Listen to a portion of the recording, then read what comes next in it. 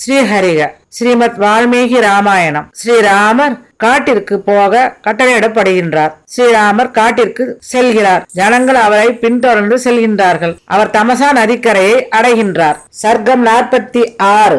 பட்டண ஜனங்களை ஏமாற்றுவது. ஸ்ரீராமர் மனோகரமாக விளங்கிய தமசா நதிக்கரையை அடைந்தார். இரவு வந்தது. அவர் சீதா பிராட்டியாரை நினைத்து சௌமித்திரனாகிய லக்ஷ்மணனை நோக்கி, அதாவது சுமித்ராவின் மகனாகிய லக்ஷ்மணனை நோக்கி பின்வருமாறு கூறுகின்றார். சுமித்ரா தேவியாரது திருக்குமாரா, வனவாசத்தில் காடுகாடாக திரிந்து காலம் கழிப்பதற்குரிய முதல் நாளாக இந்த இரவு வந்துவிட்டது. காரிய பொறுப்பு உன்னுடையதுதான். மன சஞ்சலப்பட்டு கொண்டிருப்பதற்கு நீ இடம் கொடாதே. காட்டு உயிர்கள் அதனுடைய தங்கும் இடத்திற்கு வந்து சேர்ந்து விட்டன. மிருகங்களும் பட்சிகளும் வெளியிலிருந்து தங்களுக்கு தீங்கு வராத பாதுகாப்பான தங்களுடைய தங்கும் இடங்களுக்கு வந்து சேர்ந்து விட்டன. சூது செய்து பழக்கப்படாத அவைகள் எல்லா இடங்களிலிருந்தும் சப்தங்களை எழுப்பிக் கொண்டிருக்கின்றன.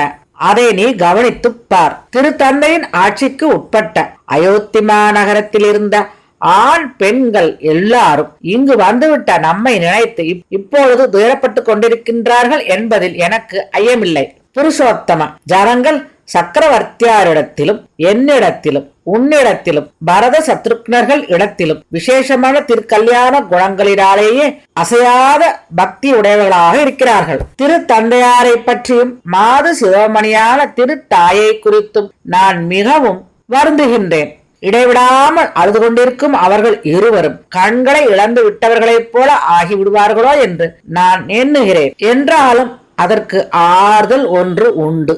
தர்மாத்மாவாகிய பாரதன் தந்தையையும் எனது தாயையும் தர்மம் ஒன்றையே சர்வமாக கை கொண்டு நல்ல செயல்களால் அவர்களை தேற்றி அவர்களுடைய சோகத்தை அகற்றுவான்.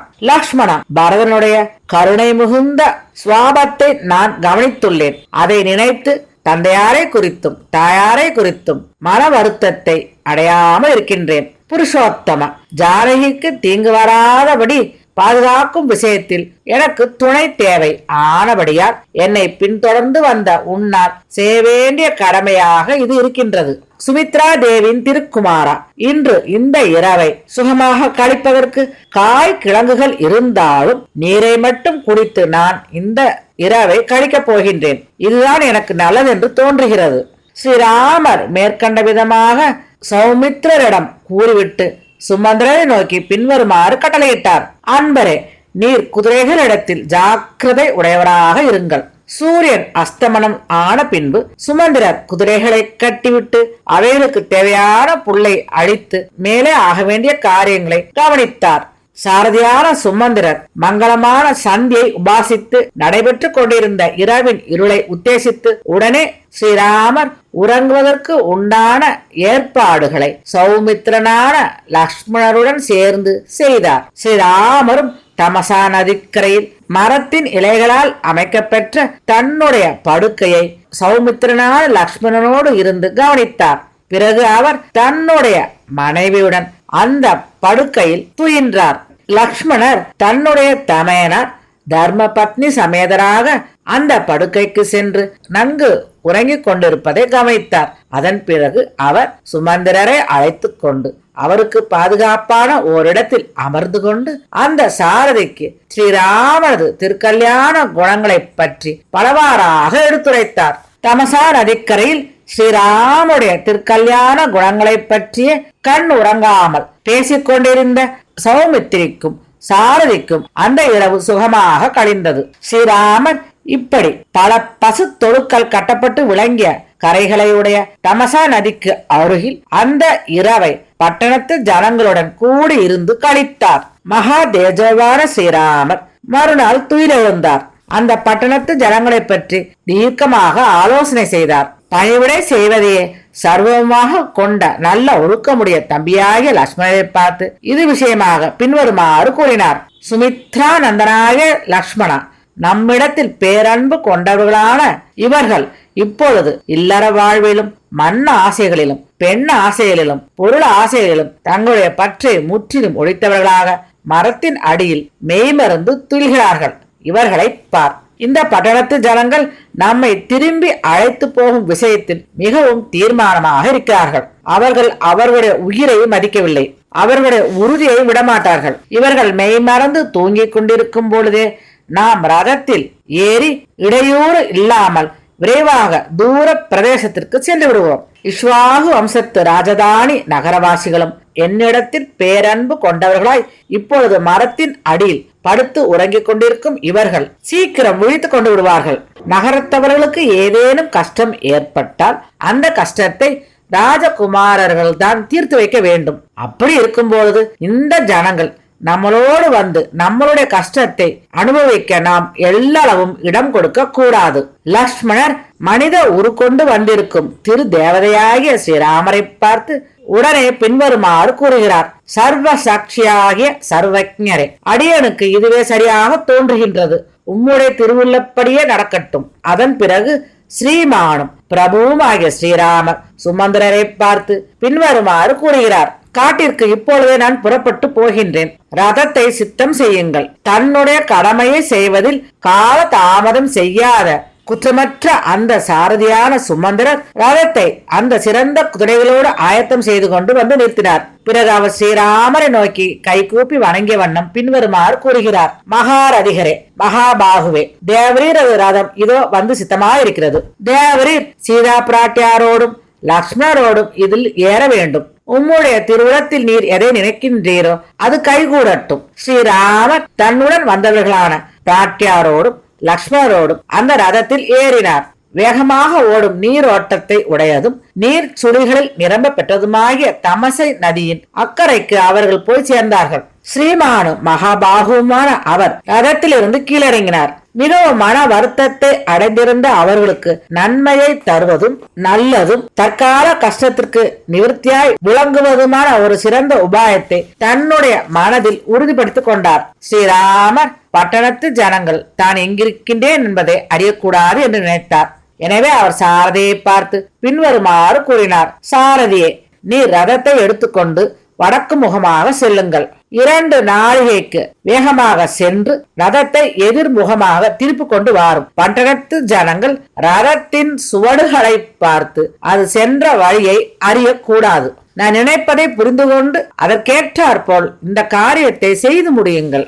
சாரதி ஸ்ரீராமரது உத்தரவை தலைமேல் ஏற்றுக்கொண்டு அவர் சொன்னபடியே செய்து முடித்தார். அவர் திரும்பி வந்து சேர்ந்து அந்த ரதத்தை முன்பிருந்தபடியே ஸ்ரீராமர் முன்பாக நிறுத்தினார். அப்போது தயாராக இருந்த ரகுகுல திலகர்களும் சீதா பிராட்டியுடன் அந்த ரதத்தில் ஏறி உட்கார்ந்து கொண்டார்கள். பிறகு அந்த சாரதி தபோவனத்திற்கு செல்லும் வழியில் அந்த குதிரைகளை இதமாக தட்டி செலுத்தினார். மகாரதரான ஸ்ரீராமர் வடக்கு திசையை நோக்கி செல்வதற்காக மனதில் தீர்மானம் செய்து கொண்டு ரதத்தில் ஏறினார். சாரதியும் ரதத்தில் ஏறி காட்டிற்கு புறப்பட்டார். சர்க்கம் 47. பட்டணத்து ஜனங்கள் திரும்பி செல்வது. அங்கு தங்கியிருந்த பட்டணத்து ஜனங்கள் இரவு கழிந்து பொழுது விடிந்ததும் அங்கு ஸ்ரீராமரை காணாமல் தவித்தனர். சோகம் அதிகமானதால் செயலற்றவர்களாக ஆனார்கள். தன்னறிவை இழந்தார்கள். அந்த இடத்தில் ஸ்ரீராமரை அவர்கள் தேடினார்கள். ஸ்ரீராமருடைய தரிசனம் அவர்களுக்கு கிடைக்கவில்லை. அதனால் சோகம் அதிகம் ஆனதால் கண்ணீரால் அவருடைய கண்கள் நிறைந்தன. அவர்கள் மிகவும் வாட்டமடைந்து துக்கத்தை அடைந்தார்கள். புருஷோத்தமனாகிய ஸ்ரீராமரால் கைவிடப்பட்டவர்களாகிய அந்த புண்ணியாத்மாக்கள் தங்களுடைய ஆசைக்கு பங்கம் ஏற்பட்டதால் வாடிய முகம் உடையவர்களாய் மேலே செய்யக்கூடிய காரியம் என்ன என்பதை அறிய முடியாதவர்களாகி துன்ப மிகுதியால் மனவேதனையை அடைந்தார்கள். பிறகு அவர்கள் பின்வருமாறு பேசினார்கள். அது அவர்களுடைய மனம் படும் பாட்டை தெளிவாக காட்டியது. நாம் நித்திரைக்கு அகப்பட்டு மெய்மறந்து கிடந்து விட்டோம். அதனால் இப்பொழுது அகன்ற மார்புடையவரும் நீண்ட கைகளை உடையவருமான ஸ்ரீராமரை காண முடியாமல் தவிக்கின்றோம். ஏன் தான் நமக்கு இப்படிப்பட்ட உறக்கம் வந்ததோ என்று அந்த உறக்கத்தை பழித்தார்கள். தஞ்சம் அடைந்தவர்களை கைவிடுவதில்லை என்ற சங்கல்பத்தை உடைய ஸ்ரீ மகாவிஷ்ணுவாகிய அந்த ஸ்ரீராமர் பக்தி கொண்டு தஞ்சம் என்று வந்தடைந்த அந்த ஜனங்களை விட்டுவிட்டு தூர தேச வாசத்தை அடைகிறது எப்படி நியாயமாகும்? ரகு வம்சத்தவர்களுள் உத்தமரான அவர் இதுவரையில் ஒரு தந்தை தன் வயிற்றில் பிறந்த புதல்வர்களை எப்படி பார்ப்பாரோ அப்படி காப்பாற்றி வந்தார். அப்படிப்பட்ட அவர் நம்மை கைவிட்டு காட்டிற்கு செல்வது எப்படி நியாயமாகும்? நாம் இங்கேயே இருப்போம், உணவெதும் உட்கொள்ளாமல் மரணத்தை அடையலாம். ஏனெனில் ஸ்ரீராமரால் கைவிடப்பட்ட நாம் ஏன் உயிர் வாழ வேண்டும்? இங்கு பெரிய உலர்ந்த கட்டைகள் ஏராளமாக இருக்கின்றன. அவைகளை கொண்டு ஒரு சிதை அமைத்து தீயை வளர்த்தி நாம் எல்லோரும் அதில் வீழ்ந்து இறப்போம். ஸ்ரீராமர் ஆஜானுபாகு, தோஷரகிதன். எப்படிப்பட்டவனானாலும் அவனுடைய மனம் கோணாமல் பேசுபவர். அவர் எங்களை கொஞ்ச தூரம் அழைத்து சென்று விட்டுவிட்டு சென்று விட்டார் என்று எப்படி சொல்லலாம்? இதை நாம் தோஷம் என்று எப்படி சொல்ல முடியும்? நம்முடைய நகரமானது ஸ்ரீராமர் இல்லாமல் நாம் திரும்பி சென்றால், ஸ்ரீராமர் இல்லாமல் வருவதை கண்டதும் ஏழ்மையை அடைந்த பெண்கள், பாலகர்கள், வயோதிகர்கள் முதலியவர்கள் ஆகிய இவர்களுடையதாய் உலகில் பற்றற்றதாய் ஆகிவிடும். எக்காலத்திலும் உள்ளும் புறமும் ஒரே மாதிரியாயுள்ள தர்ம வீரராகி அவரோடு கூட செல்வதற்காக பிரயாணமாகி வந்த நாம் அவராலேயே கைவிடப்பட்டவர்களாய் திரும்பி சென்று எப்படி நகரத்தை அடைவோம்? அங்கு இருந்த ஜனங்கள் கன்றுகளை இழந்த பசுக்கள் போல ஆகிவிட்டது. துக்கத்தின் மிகுதியால் கைகளை பிசைந்து கொண்டு இப்படி பலவாறாக கூறி புலம்பி அழுதார்கள். பிறகு அவர்கள் அங்கு இருந்த தேரின் சுவட்டை பின்தொடர்ந்து சிறிது நேரம் சென்றார்கள். சிறிது தூரத்தில் அந்த சுவடும் மறைந்து விட்டது. அதனால் மன வருத்தத்தை அடைந்து என்ன செய்வது என்று தெரியாமல் திகைத்தார்கள். புண்ணியாத்மாக்களாகிய அவர்கள் ரதத்தின் சுவடு சரியாக தெரியாததால், இது என்ன, தெய்வத்தால் கஷ்டத்தில் தள்ளிவிடப்பட்ட நாம் என்னதான் செய்வது என்று சொல்லிக்கொண்டே போன வழியே திரும்பிவிட்டார்கள். எல்லோருடைய மனமும் மிகவும் துவண்டு விட்டது. அவர்கள் வந்த வழியாகவே மிகவும் மன வருத்தத்துடன் வாடி துடித்து கொண்டு அயோத்திமா நகருக்கு வந்து சேர்ந்தார்கள். அவர்களுடைய மனம் ஆயாசத்தால் முறிந்திருந்தது. அந்த நகரத்தை பார்த்ததும் மிகுந்த சோகத்தால் அவர்களுடைய கண்களில் இருந்து கண்ணீரானது தாரை தாரையாக வழிந்தது. ஸ்ரீராமர் இல்லாத அந்த நகரமானது கருடன் ஒவ்வொரு பாம்பு புற்றிலிருந்தும் பாம்பை கவர்ந்து சென்ற பிறகு அந்த நதியானது எப்படி நிசப்தமாக இருந்ததோ அதே போல் நிசப்தமாக இருந்தது. அதிக துயரத்தை அடைந்திருந்த அவர்கள் அந்த நகரமானது உற்சாகம் அழிந்து கிடப்பதையும், சந்தனில்லாத ஆகாசத்தை போல் இருப்பதையும், நீரற்ற கடல் போல் இருப்பதையும் கவனித்தார்கள். அவர்கள் துக்கம் மேலிட்டவர்களாய், விவேகம் என்பதே சற்றும் இல்லாதவர்களாய், அதிபாக்கிய பெருக்குற்று அந்த மாளிகைக்கு வந்து சேர்ந்தார்கள். மிகவும் கஷ்டப்பட்டு கொண்டிருந்தார்கள். அவர்கள் பந்து ஜனத்தைத்தான் ஆகட்டும், இதர ஜனத்தைத்தான் ஆகட்டும், உணரும் அறிவு இல்லாதவர்களாக இருந்தார்கள். சர்க்கம் 48. பட்டணத்து ஸ்திரீகளின் விலாபம். ஸ்ரீராமரை பின்பற்றி சென்று அவர் இல்லாமல் திரும்பி வந்து சேர்ந்தவர்கள் அதிக மன வேதனை உற்றவர்களாக இருந்தார்கள். அவர்கள் மரணமே நல்லது என்று நினைத்தார்கள். எல்லா மனிதர்களும் அஞ்சும் அந்த மரணத்தை நினைத்து அவர்கள் அஞ்சவில்லை. கண்ணீரால் கலங்கிய கண்களை உடையவர்களாக இருந்தார்கள். சுற்றி நடப்பதை உணரும் அறிவில்லாமல் இருந்தார்கள். அவர்களுடைய ஆத்மாக்கள் உடலை விட்டு சென்று விட்டது போல் இருந்தது. எல்லோரும் புத்திர பேரர்களுடன் இல்லாதவர்களாய் அவனவனுக்கு சொந்தமான திருமாளிகையில் நுழைந்து இருக்குமிடம் தெரியாத மறைவிடமான ஒரு அறைக்குள் புகுந்து கொண்டு கண்ணீரால் மறைந்த முகத்தை உடையவர்களாக மிகவும் கண்ணீரை பெருக்கிக் கொண்டு கிடந்தார்கள். எதற்கும் அவர்கள் மகிழவில்லை, யாரையும் கொண்டாடவில்லை. வர்த்தகர்கள் கடைகளை திறக்கவில்லை, வியாபாரங்கள் எல்லளவும் நடைபெறவில்லை, இல்லறத்தார்கள் தளிகை செய்யவில்லை. ஏராளமான பொருள்கள் அவர்களுக்கு இருந்தாலும் அவர்கள் மகிழ்ச்சி அடையவில்லை. தாய்மார்கள் அவர்கள் தவமிருந்து பெற்ற தன்னுடைய புதல்வர்களை எதிரில் பார்த்தும் மன உற்சாகத்தை அடையவில்லை. எல்லா வீடுகளிலும் புண்பட்ட மனத்துடன் அதிக வேதனையில் இருந்த பெண்கள் வீட்டிற்கு திரும்பி வந்து சேர்ந்த அவரவர்கள் கணவரை பார்த்து, யானைகளை மரவெட்டியால் வெட்டினால் எப்படி இருக்குமோ அப்படிப்பட்ட வார்த்தைகளை கூறி ஏசினார்கள். ஸ்ரீராமரை கண்ணெதிரே வணங்குவதற்காக திருப்பி அழைத்து வர முடியாத உங்களுக்கு வீடுகளால் கிடைக்கப் போவது என்ன? மனைவிகளால் ஆகப்போவது என்ன? ஒவ்வொரு வீடுகளிலும் பரம்பரையாக கொண்டாடப்படும் குல தெய்வத்தால் தான் ஆகப்போவது என்ன? புத்திரர்கள் தான் ஆகட்டும், மற்றபடியாக உள்ள உலக சம்பத்துகளால் தான் ஆகட்டும், ஆகப்போவது என்ன?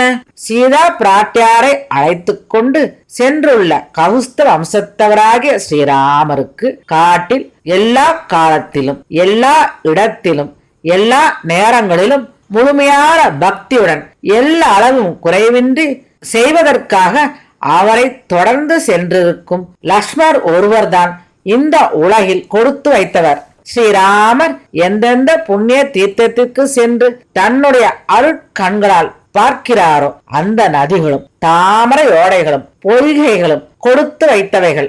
அழகியதான உத்தியான வனங்களும் அடர்ந்த காடுகளும் புண்ணிய தீர்த்த கட்டடங்களும் நதிகளும் பெரிய மலைகளும் சிறிய குன்றுகளும் ஸ்ரீராமருக்கு தங்களுடைய கூர்மையை காட்டப் போகின்றன. ஸ்ரீராமர் செல்லும் காடுதான் ஆகட்டும் மலைதான் ஆகட்டும் அவைகள் ஸ்ரீராமரை தங்களுடைய அதிதியாக முழுமையாக ஏற்றுக்கொண்டு அவரை போற்றி பூஜிக்கப் போகின்றன.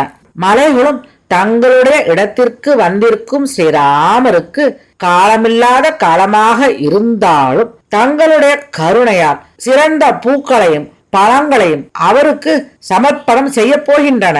விசித்திரமான மலர்களை இயற்கையாக உடையவைகளும் பல வகை பூங்கொத்துகளை உடையவைகளும் வண்டுகள் நிறைய பெற்று விளங்குகின்றவைகளுமாகிய மரங்கள் ஸ்ரீராமருக்கு குளிர்ச்சியை அளிக்கப் போகின்றன. பர்வதங்களும் பலவித அழகு வாய்ந்த அருவிகளை கண்களுக்கு காட்டி பரிசுத்த ஜலங்களை பெருகி ஓடச் செய்ய போகின்றன. மலை உச்சிகளில் உள்ள விருட்சங்கள் ஸ்ரீராமரது உள்ளத்தை குளிரச் செய்ய போகின்றன. ஸ்ரீராமர் எழுந்தருளிருக்கும் இடம் எதுவோ அங்கு ஆசாபங்கம் உண்டாகாது. ஆகையால் விரும்பியது கிடைக்காமல் போவதால் ஏற்படும் ஏக்கம் அங்கு இல்லை. ஏனென்றால் தசரத சக்கரவர்த்தியாருக்கு திருக்குமாரனாக திருவிளையாடிக் கொண்டிருக்கும் அவர்தான் ஒப்பாரும் மிக்காருமற்ற சூரராகிய மகாவிஷ்ணு. ஸ்ரீராமர் நம்மை விட்டு வெகு தூரத்திற்கு சென்று விடுவார். நாம் இப்பவே அவரை ஓடி தேடி தரிசிப்போம். மகாத்மாவான அவருடைய திருவடி நிழல் ஒன்றுதான் நமக்கு நன்மையை செய்ய வல்லதாகும். இந்த உலகிற்கும் மற்ற உலகங்களுக்கும் நாதர் அவர் ஒருவரே.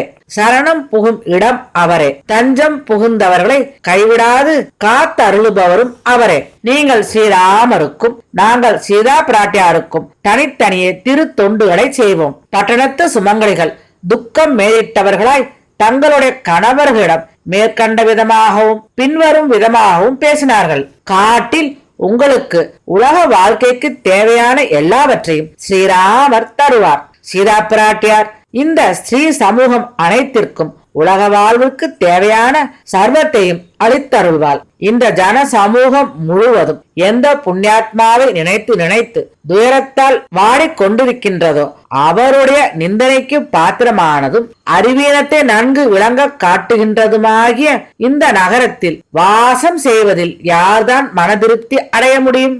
இந்த ராஜ்யம் கைகைக்கு உடையதாக ஆகிவிட்டால் நீதி தப்பிவிடும், நாதன் அற்றதாக ஆகிவிடும். நாம் பிழைத்திருப்பதில் பிரயோஜனம் இல்லை. அப்படி இருக்கையில் புத்திரர்களால் ஆகப்போவதுதான் என்ன, பொருளால் ஆகப்போவதுதான் என்ன? ராஜ பிரபுத்துவம் ஒன்றையே சர்வமாக எண்ணி கைவிட்டாலும் அந்த குலம் கெடுக்கும் பாவியாகிய கைகேயி மற்ற எதைத்தான் உதறி எரிய துணிவு கொள்ள மாட்டாள். நாங்கள் இந்த ராஜ்யத்தில் வாழ்ந்து கொண்டிருக்கும் கைகேயனுடைய ஆதரவை பிரார்த்தித்துக் கொண்டு காலம் கழிக்க மாட்டோம். அதே போல இங்கு உயிர் வாழ நாங்கள் விரும்பவில்லை.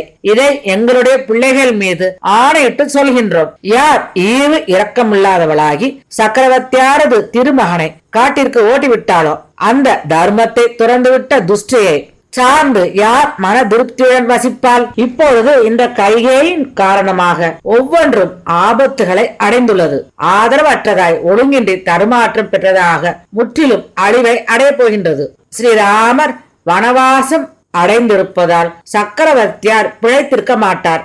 தசரத சக்கரவர்த்தியார் மாண்ட பிறகு அவரை ஒட்டியே உலகிற்கே நிர்மூல அழிவு என்பது சித்தம். புண்ணியம் அழிய பெற்றவர்களாய் மிக கஷ்ட தசையில் இருக்கும் அந்த நீங்கள் தீர்க்க ஆலோசனை செய்து விஷத்தையாவது குடியுங்கள், அல்லது ஸ்ரீராமரிடம் ஆஜராகி விடுங்கள். இல்லையென்றால் உங்கள் சமாச்சாரம் எதுவும் எங்கள் செவிக்கு எட்டாத வண்ணமாயும் உங்கள் முகமறியாத வண்ணமாயிருக்கும் ஒரு தூர தேசத்திற்கு போய்விடுங்கள். தர்ம பத்னி சமேதராகவும் லக்ஷ்மணரோடும் ஸ்ரீராமர் தாறுமாறாய் ஓட்டப்பட்டிருக்கின்றார். இறைச்சிக்காரனிடம் ஆடு மாடுகள் போல பரதனிடத்தில் நாங்கள் வாழப் போகின்றோம். லக்ஷ்மணருக்கு தமையராகி ஸ்ரீராமர் பூரண சந்திரன் போன்ற திருமண்டலம் உடையவர், ஷியாம வர்ண திருமேனி உடையவர், தசைப்பற்றால் மறைந்த தோள்களின் சக்தி உடையவர். சத்துருக்களை வெல்லும் திறமை பெற்றவர். முழந்தாள் வரை நீண்ட திருக்கைகளை உடையவர். செந்தாமரை போன்ற கண்களை உடையவர். செருக்கின்றி தாமே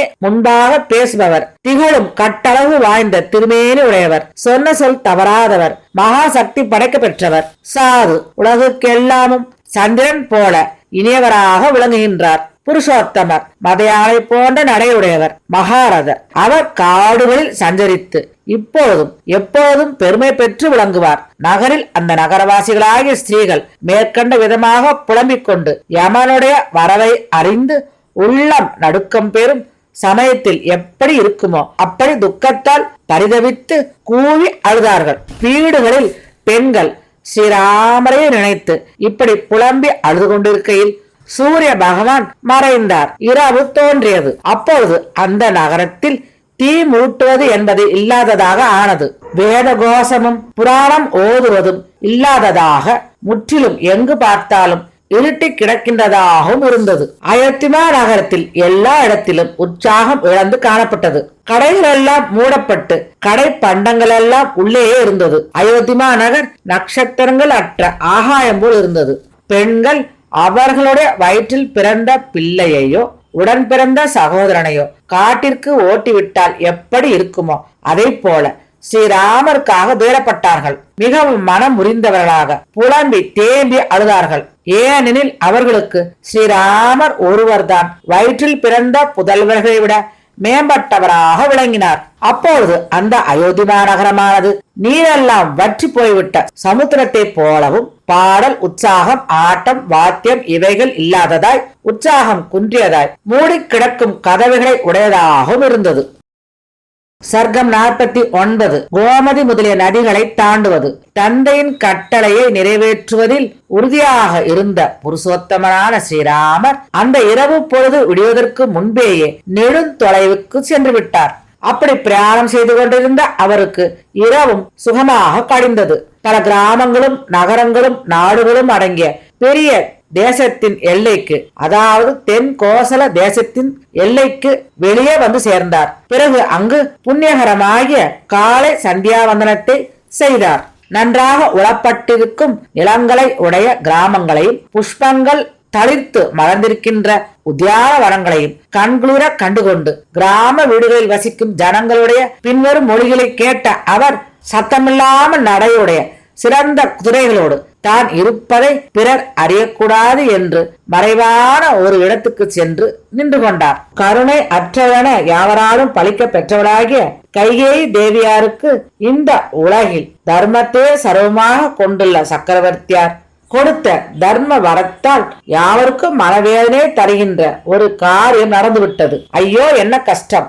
ஐயோ என்ன ஆச்சரியம்! கணவனாரிடம் பக்தி கொண்டு அவருடைய மனம் எல்லளவும் கோணாது நடந்து வருகின்றவள் என்று உலக ஜனங்களால் புகழ்ந்து கொண்டாடப்பட்டவளாகிய கைகேயி தேவியார் இப்போது கெட்ட திசையை அடைந்தவளாகி இதுவரையில் கடைபிடித்து வந்த நல்லொழுக்கத்தை முற்றிலும் முறித்து எரிந்தவளாய் துஷ்டையாய் எல்லோருக்கும் இதமாக இல்லாத ஒரு காரியத்தை செய்திருக்கிறாள். சக்கரவர்த்தியாருடைய உத்தம குணங்கள் உடையவரும் தர்மரும் மகா புத்திமானும் கருணை உடையவரும் ஐம்புலன்களை அடக்கியவருமான திருக்குமாரனை அவள் வனவாசத்தில் செல்ல விடுத்திருக்கிறாள். மகாபாக்கியவதியும் இதுவரை எல்லா காலத்திலும் மிகுந்த சௌகரியத்துடன் இருந்தவளும் ஜனக மகாராஜரின் திருமகளுமாகிய சீதா பிராட்டியார் கஷ்டங்களை எப்படித்தான் சகிப்பாள்? என்ன ஆச்சரியம்! தசரத சக்கரவர்த்தியார் ஜனங்களுக்கு இனியவரும் நிரபராதியும் தன் திருமகனுமாகிய ஸ்ரீராமரை இப்பொழுது கருணை அற்றவராக ஊரை விட்டு துரத்த இணங்கியிருக்கிறார். தர்ம வீரரென அயோத்திமா நகரில் முதன்மை பெற்று விளங்கிய அவர் கிராம வீடுகளில் வசித்துக் கொண்டிருந்த ஜனங்களுடைய மேற்கண்ட மொழிகளை கேட்டார்.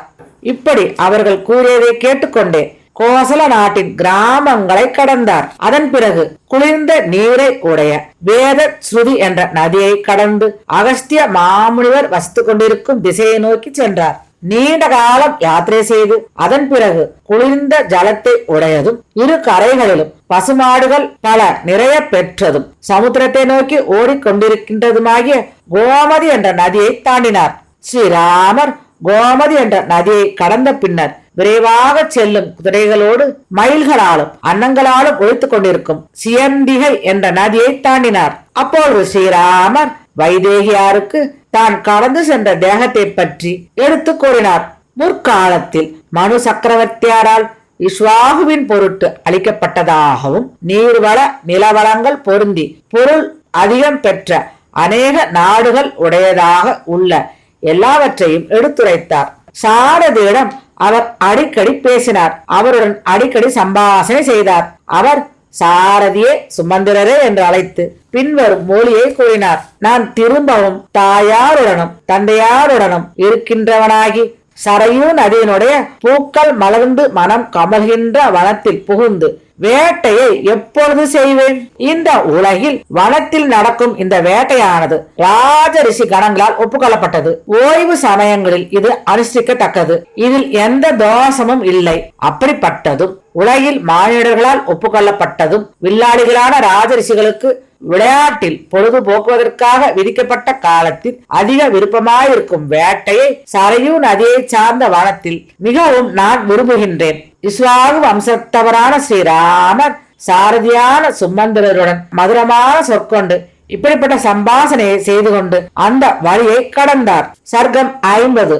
கங்கை கரையில் குகனுடன் சேர்வது. மகா பிராஜ்ஞராகிய லக்ஷ்மணரின் தமையனார் ஸ்ரீராமர் விஷாலமாய் அழகு வாய்ந்த கோசல நாடுகளை கடந்த பிறகு கைகளை குவித்து அயோத்தியை நோக்கி நின்று கொண்டு பின்வருமாறு கூறினார். காகுஸ்தரினால் பரிவாரம் செய்யப்பட்ட உத்தம நகரே, உன்னையும் உன்னுடைய அருகில் இருந்து கொண்டு பாதுகாக்கும் தெய்வங்கள் எவையோ அவைகளையும் நான் வணங்கி விடை கேட்டுக் கொள்கின்றேன். வனவாசத்தை பூர்த்தி செய்தவனாய் சக்கரவர்த்தியாருக்கு செய்ய வேண்டிய கடமையை செய்து முடித்தவனாய் தாயாருடனும் தந்தையாருடனும் கூட வாசம் செய்கின்றவனாய் உன்னை மறுபடி நான் கண்டு மகிழ்வுறுவேன். அந்த நேரத்தில் நாட்டுப்புற ஜன சமூகத்தை பார்த்து அவர்கள் படும் கஷ்டத்தில் அனுதாபப்பட்டு உருகி இரக்கமுற்றவராய் தேஜமயமாய் விளங்கும் இரு திரு கண்ணும் கலங்கி சிவந்திருக்க பெற்றவராய் கண்ணீர் அப்பிய திருமுக மண்டலம் உடையவராய் வலது புஜத்தை உயர எடுத்து அழைத்து பின்வருமாறு கூறினார். என் விஷயத்தில் உங்களுடைய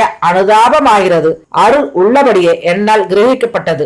இந்த உலகில் எவனும் எதொன்றும் சம்பாதிக்க வேண்டுமோ அந்த அர்த்தத்தை சம்பாதிப்பதன் பொருட்டு எனக்கு போக விடை கொடுக்கப்படட்டும். வெகு காலம் துக்கப்பட்டு கொண்டே இருப்பது அதிக கஷ்டமாகும். அங்கிருந்த ஜனங்கள் மகாத்மாவான அவரை தங்களுடைய முடித்தாழ்த்தி நமஸ்கரித்து வலம் வந்து உருக்கமாய் புலம்பி அழுதார்கள். பிறகு இங்கும் அங்கும் பரவி அங்கேயே நின்று கொண்டிருந்தார்கள். ஸ்ரீராமர் இப்படியாக மன தெளிவு பெறாமல் புலம்பி அழுது கொண்டிருக்கும் அவர்களுடைய கண்களுக்கு மறையும் தூரம் வரைக்கும் சாயங்காலத்தில் சூரியன் எப்படி மறையுமோ அதே போல வேகமாக சென்று மறைந்து விட்டார். புருஷோத்தமரான அவர் திருத்தேரின் மீது ஏறி தன தானியங்கள் நிறைந்துள்ளவைகளும் அன்னதானத்தே சலியாது செய்யும் ஜனங்கள் உடையவைகளும் பிரி என்பது எங்கும் இல்லாதவைகளும் இதர எந்த கஷ்டமும் இல்லாதவைகளும் அழகு வாய்ந்தவைகளும் யாக யூப ஸ்தம்பங்கள் நிறைந்துள்ளவைகளும் பூஞ்சோலைகள் மாஞ்சோலைகள் நிறைந்துள்ளவைகளும் அற்புதமாய் அமைக்கப்பட்டவைகளாகிய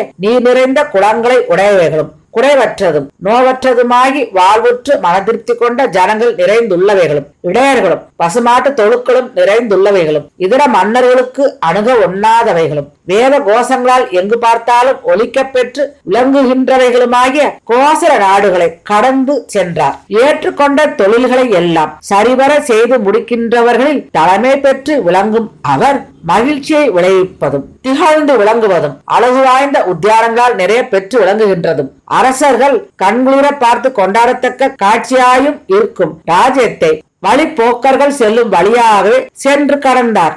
அதன் பிறகு ஸ்ரீராமர் சொர்க்கத்திலும் பூமியிலும் பாதாள லோகத்திலும் ஓடுகின்றதும் பாசி நீங்கிய குளிர்ந்த நீரோட்டமுடையதும் தெய்வத்தன்மை உடையதாய் நற்கதியை அளிக்க வல்லதும் ரிஷிகளால் பூஜிக்கப்படுகின்றதுமாகிய கங்கா நதியை அடைந்தார்.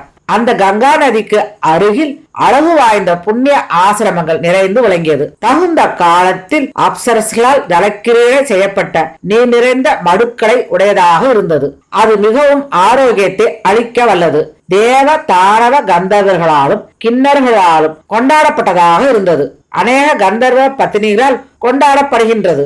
எப்போதும் உற்சவ கொண்டாட்டம் உடையது ஆகும். ஜல கிரீடையில் பொழுதுபோக்கும் தேவர்கள் பலரால் நிறைய பெற்று விளங்குகிறது. தேவர்களுக்கே உரிய பல பூந்தோட்டங்களை உடையது.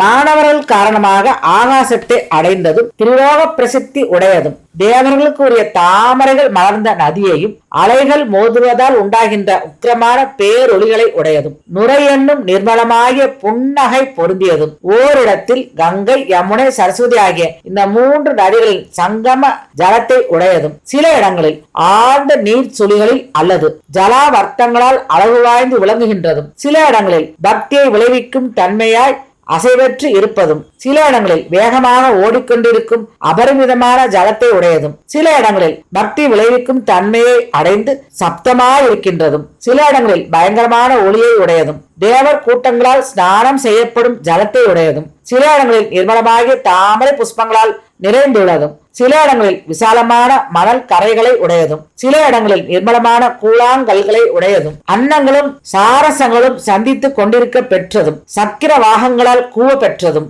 எப்பொழுதும் கழித்துள்ள பறவைகளால் எங்கு பார்த்தாலும் ஒலிக்கப்படும் அந்தரங்கங்களை உடையதும் சில இடங்களில் சரள ரேகை மாறாது கரைகளில் முளைத்துள்ள மரங்களால் அழகு வாய்ந்து விளங்குகின்றதும் சில இடங்களில் மலர்ந்த நீலோத்பல மலர்களால் விளங்குகின்றதும் சில இடங்களில் தாமரை காடுகள் நிரம்ப பெற்றதும் சில இடங்களில் சந்திரனை கண்டால் மட்டும் மலரும் தன்மையுற்ற குமுதம் என்னும் ஆம்பல்களின் குவியல்களால் சதா மலர்ந்திருக்கின்றவைகளாய் அழகு வாய்ந்து விளங்குகின்றதும் வைடூரிய மணி போல நிர்மலமாக காணப்படுகின்றதும் சில இடங்களில் காம வெறிகொண்ட மடந்தையை போன்றதாகி பல வகை புஷ்ப பொடிகளால் பரப்பப்பட்டு பிரத்யேகமாயிருக்கின்ற மலின குவியல்களை உடையதாய் இருக்கின்றதாகவும் யானைகளில் சிறந்த ஐராவதம் வாமனம் புண்டரீகம் குமுதம் அஞ்சனம் புஷ்பதந்தம் சர்வபௌமம் சுப்ரதீகம் என்ற 8 திக் கஜங்களாலும் மதம் பிடித்த வன கஜங்களாலும் தேவர்களின் வாகனங்களாலும்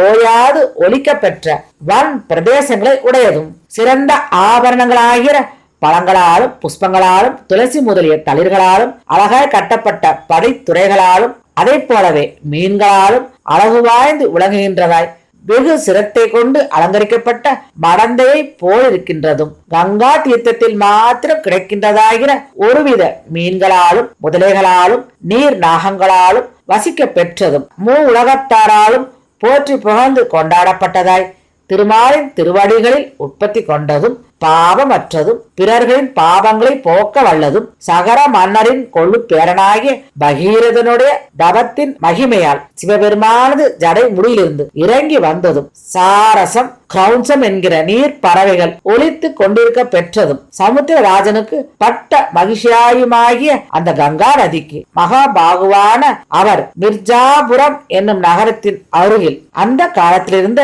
சிருங்கிபேரபுரம் என்னும் நகருக்கு வந்து சேர்ந்தார். மகாரதனான அவர் அலைகள் ஏராளமாக மோதிக்கொண்டிருக்கும் சுழிகளை உடைய அதை நமஸ்காரம் செய்துவிட்டு சாரதியாகிய சுமந்தரிடம் பின்வருமாறு சொன்னார். இன்று இந்த இடத்தில் தங்குவோம். சாரதியே, நதியின் அருகில் மிக்க மலர்களும் தளிர்களும் அடர்ந்ததாய் மிக பெரியதாக இருக்கும் ஒரு இங்குண மரம் இதோ இருக்கிறது. இதன் அடியில் இப்போது இறங்குவோம். தேவர்களுக்கும் தானவர்களுக்கும் மிருக பன்னக பக்ஷினா கந்தர்களுக்கும் சதுஸ்பாத ஜந்துக்களுக்கும் மனிதர்களுக்கும் பறவைகளுக்கும் மிக பூஜார்கரமாய் கொண்டாடப்படும் ஜலத்தை உடையதும் எல்லோருக்கும் உள்ள எப்படிப்பட்ட குறையையும் போக்க வல்லதாய் நதிகளுள் முதன்மை பெற்று விளங்கும் இதை நாம் சேவிப்போமாக. லக்ஷ்மணரும் சுமந்திரரும் ஸ்ரீராமனிடம் அவ்வண்ணமே ஆகுக என்று சொல்லிவிட்டு அதன் பிறகு அந்த இங்குண மரத்தை நோக்கி குதிரைகளோடு சென்றார்கள். ஸ்ரீராமர் அந்த விருட்சமானது மிகவும் வசதியாக இருப்பதை கவனித்து திரு தேரிலிருந்து மனைவியோடும் லக்ஷ்மணரோடும் இறங்கினார். சுமந்திரரும் தேரிலிருந்து இறங்கினார். உத்தம குதிரைகளை அவிழ்த்துவிட்டு மரத்தின் அடியில் எழுந்தொழிலிருக்கும் ஸ்ரீராமருக்கு அருகில் சென்று கை கூப்பி வணங்கினார். அந்த இடம் குகன் என்பவர் வசிக்கும் இடமாகும். அவர் அந்த இடத்தை அரசு புரிந்து வந்தார். 4 வகை படை உடையவராக இருந்தார். வேடுவ ஜாதியில் பிறந்தவராகும் அவர். ஸ்ரீராமருக்கு உயிர் போன்ற தோழர் என்று லோக பிரசித்தி பெற்றவர் அவர். அவர் புருஷோத்தமராகிய ஸ்ரீராமர் அங்கு வந்திருக்கிறார் என்பதை கேள்விப்பட்டு ஞானவான்களாகிய மந்திரிகளும் சுற்றத்தார்களும் சூழ ராமரை தரிசிக்க வந்தார். ஸ்ரீராமர் அசையாத பக்தி கொண்ட பரம பாகவதராகிய வேடர்களின் மன்னராகிய குகனை பார்த்து மிகவும் சந்தோஷத்தோடு அவரை வரவேற்று லக்ஷ்மணரோடு சேர்ந்து அவரிடம் பேசி கழித்தார். குகர் மிகவும் மன வேதனையை அடைந்து ஸ்ரீராமரை ஆலிங்கனம் செய்து அவரை நோக்கி பின்வருமாறு கூறினார். ஸ்ரீராம தேவரீருக்கு திரு அயோத்தி எப்படியோ அப்படியே இந்த இடமும் ஆகும். தேவரீருக்கு அடியேன் செய்ய வேண்டியது என்ன? மகாபாகுவே, மனதுக்கு உகந்தவரான இப்படிப்பட்ட அதிதியை அடைபவன் மிகவும் நல்ல தர்மத்தை செய்தவன் ஆகும். மிகவும் சிறந்த உணவை அவருக்கு வைத்துவிட்டு அவருக்கு நீரை அளித்தார். அதன் பிறகு பின்வரும் வாக்கியத்தை கூறினார். மகாபாகுவே, அடியேனது பணிவிடையை தேவரீர் நல்ல மனதோடு ஏற்றுக்கொள்வீராக. இந்த ராஜ்யம் எல்லாம் தேவரீருடையது. நாங்கள் உங்களுக்கு திருத்தொண்டு செய்ய கடமைப்பட்டவர்கள். எங்களுக்கும் இந்த ராஜ்யத்திற்கும் நீங்கள் உரிமை கொண்டு தேவரீர் இங்கு இருப்பீராக. அதற்கு தேவரீர் மனம் வைக்க வேண்டும். தேவரீருக்காக சித்ராண்ண வர்க்கமும் சிற்றுண்டி வர்க்கமும் பால் தயிர் மோர் தேன் முதலிய பருகும் பொருள்களும் தொகையில் சட்டினி வகைகளும் வறுவல் வகைகளும் சிறந்த படுக்கைகளும் குதிரைகளுக்கு தீனிய ஆகிய எல்லாமும் இங்கு வந்திருக்கின்றது. ஸ்ரீராமர் இப்படி வேண்டிய குகரை பார்த்து பின்வருமாறு கூறுகிறார். இதோ பார், நடந்து வந்ததாலும் தோழமே நன்கு விளங்க காட்டுகின்ற உம்முடைய கௌரவத்தாலும் நாங்கள் உம்மால் நன்றாக பூஜிக்கப்படுகின்றோம். மகிழ்ச்சி அடைந்தவர்களாக ஆனோம். நீண்டு உருண்ட இரு திரு கைகளினாலும் உள்ளம் குளிர அவரை அணைத்து ஆலிங்கனம் செய்து பின்வரும் வாக்கியத்தை கூறினார். குகரே, சுற்றத்தார்களுடன் உன்னை ஆரோக்கியமானவனாக நான் இப்போது நேரில் பார்க்க பெற்றேன். இதனால் நான் மிகவும் மன மகிழ்ச்சி அடைகிறேன். உன்னுடைய ஆளுகைக்கு உட்பட்ட பிரஜைகளும் கப்பம் கட்டும் தோழர்களும் நலம் தானே? பொருள்கள் விஷயத்திலும் நீ நலமாகத்தானே இருக்கின்றாய்? எல்லளவு என்றாலும் பிறர் கொடுப்பதை ஏற்றுக்கொள்ள வேண்டிய உரிமையில் நான் இப்போது இல்லை. ஆகையால் என் மீது உள்ள பக்தியால் நீ தயாரித்து கொண்டு வந்திருக்கின்ற இந்த பொருள்கள் எல்லாவற்றையும் நான் அங்கீகரிக்க முடியாது. இதை நீ திரும்ப பெற்றுக்கொள். நான் இப்பொழுது வனவாசியாக மர உரிகளை அணிந்து பழங்களையும் கிழங்குகளையும் புசித்து பரமாத்மாவை தியானிப்பது ஒன்றில் மட்டுமே ஈடுபட்டு கிடக்கும் சிந்தையுற்ற துறவி என நீ அறிவாயாக. அதை போலவே நீ என்னை நடத்துவிக்க வேண்டும். குதிரைகளுக்கு தீனி மட்டும் நீ கொடுத்தால் போதும். அதனாலேயே நான் எல்லாவற்றையும் பெற்றவனாக ஆகிவிடுவேன். மற்றபடியாக எதுவும் வேண்டாம். இது ஒன்றினாலேயே நான் உன்னால் பூஜிக்கப்பட்டவனாக ஆகிவிட்டேன். எனது திரு தந்தையாகிய தசரத சக்கரவர்த்தியாருக்கு மிகவும் பிரியமானவை இந்த குதிரைகள். இந்த ஏற்றமிகு குதிரைகளால் நான் கௌரவிக்கப்பட்டவனாக ஆகின்றேன் அல்லவா?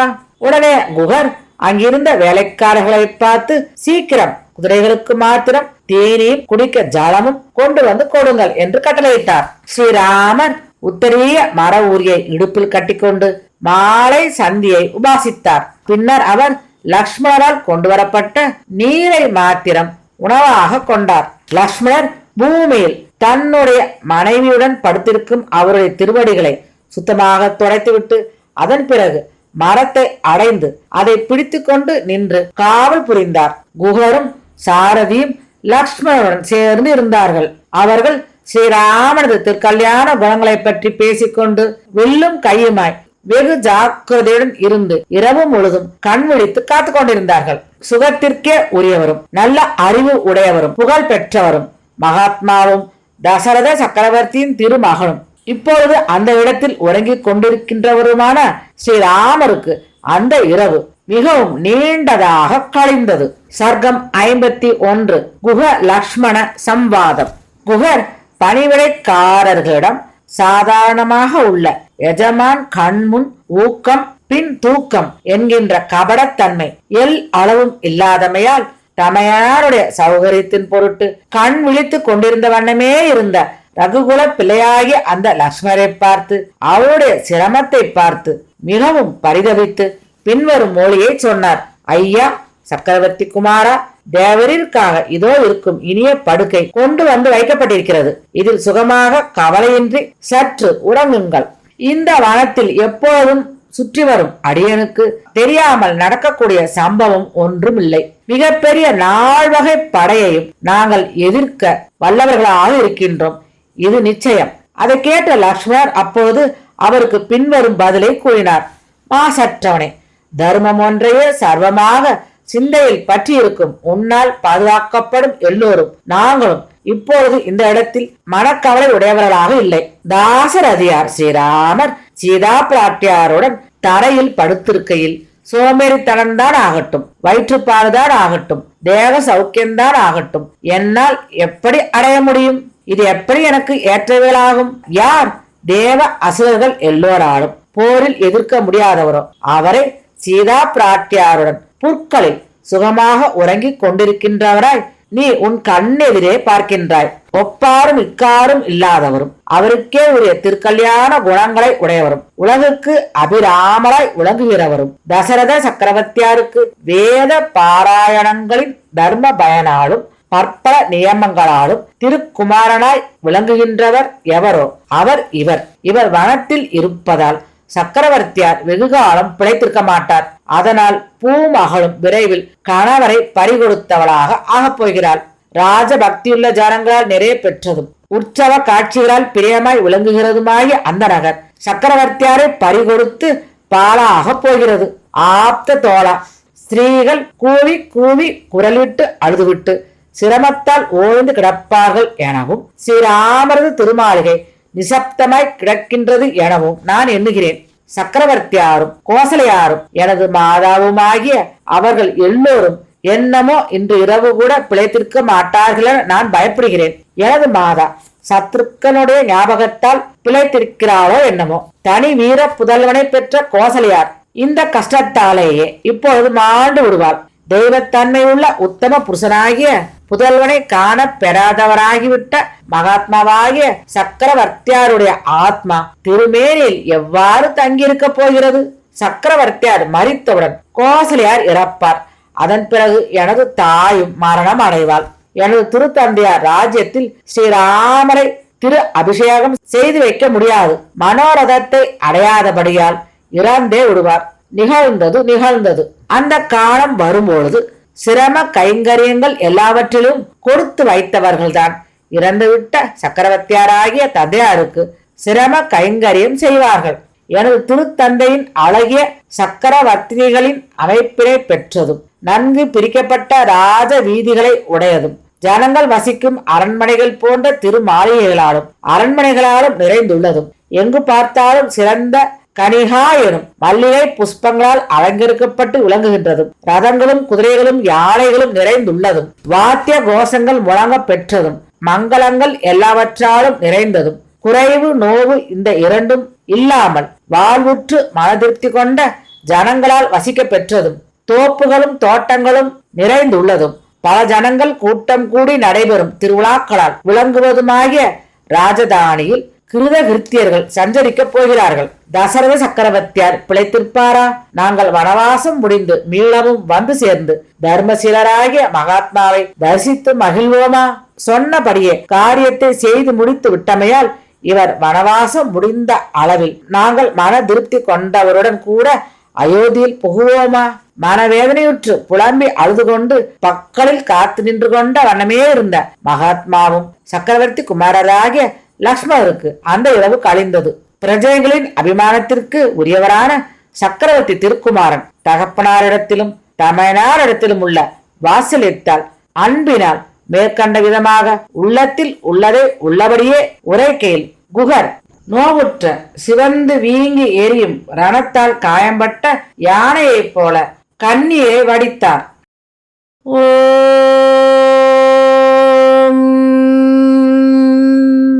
சீதாராமரின் பாதங்களுக்கு நமஸ்காரம். ஸ்ரீ ராமச்சந்திர மூர்த்தியின் பாதார விந்தங்களில் சமர்ப்பணம்.